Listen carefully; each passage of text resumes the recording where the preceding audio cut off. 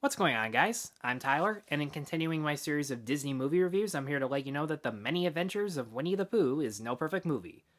But it'd be great if it was, wouldn't it?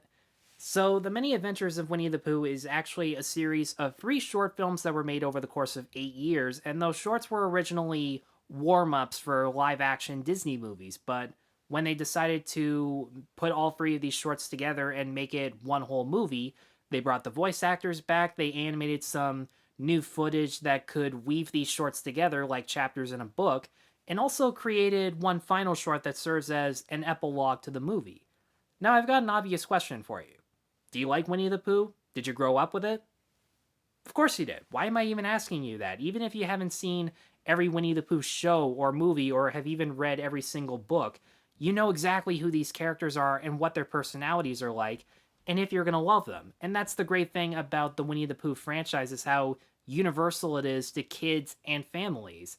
And when I rewatched not just this one, but the 2011 one too, I did realize that the characters, for the most part, are actually more flawed and self centered than I remembered them to be as a kid. And I just sat there and I'm like, how come I never noticed this as a kid? And how come I'm still enjoying these characters even at their worst behavior? And the most I can say is that the characters and their personality traits do remind you of what it's like to be a kid. You can be wide eyed, you can be curious, you can just want to play and have fun all the time, and just have friends that you can connect with. But at the same time, you can also be overly protective of the things you love. You can be immediately judgmental towards people who are weird or different than you are.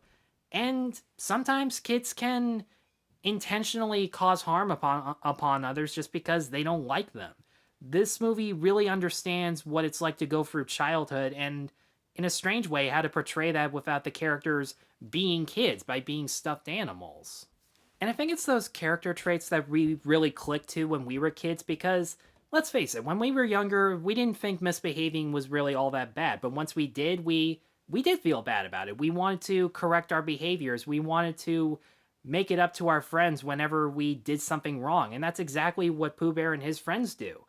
But the movie also acknowledges that sometimes kids forget the lessons that they've learned and have to learn them all over again. And that's actually one of the central themes of the movie. And I really appreciate how honest Winnie the Pooh is about childhood, maybe even more honest than most average Disney movies. And like any good Winnie the Pooh movie or show, it really depends on the voice cast to bring such sweetness and charm to the characters, and these actors did such a really good job. Sterling Holloway's voice was always so soft and soothing, and that was the key thing that made Pooh such a wholesome and innocent character even at his worst. Paul Winchell as Tigger was just so energetic and playful and always moving, and that was the main reason that made me love him the most as a kid.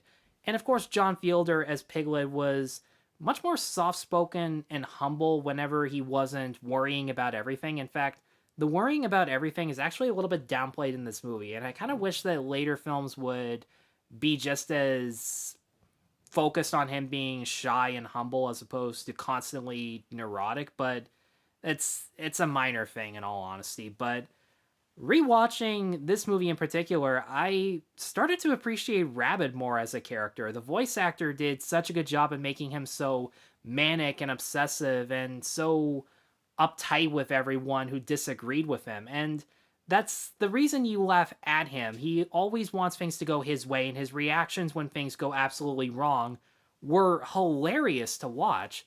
But you can also understand why he's becoming more aggressive with the other characters, because at the very beginning, he starts off being too nice to Pooh Bear because he can't bring it to himself to be rude to him. But once Pooh gets stuck in his front door for months on end and he just can't stand it, you can totally see why he's becoming more and more uptight and a little less likable, but you still want to root for him to come to his senses and just accept people for the way they are because you've seen him be a nice person.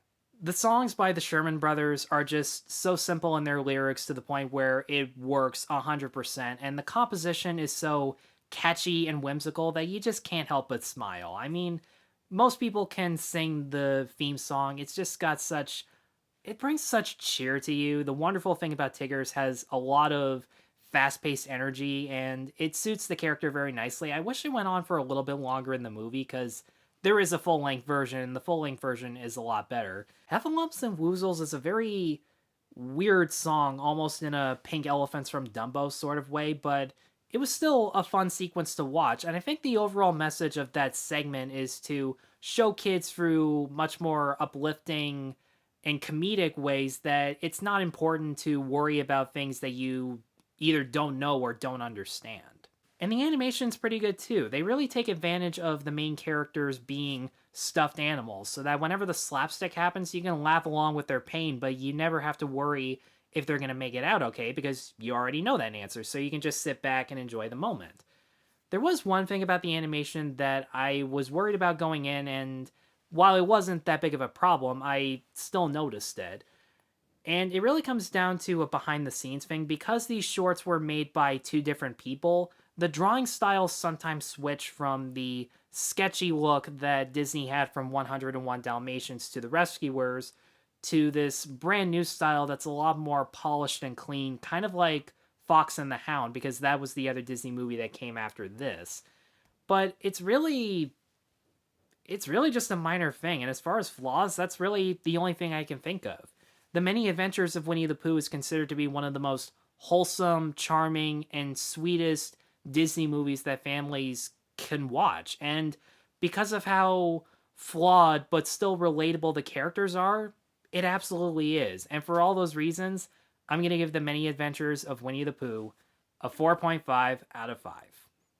Guys, thanks as always for watching. Let me know in the comments below, what's your favorite Winnie the Pooh movie? It could be absolutely anything. It could have went to theaters, it could have went to TV or to cassette.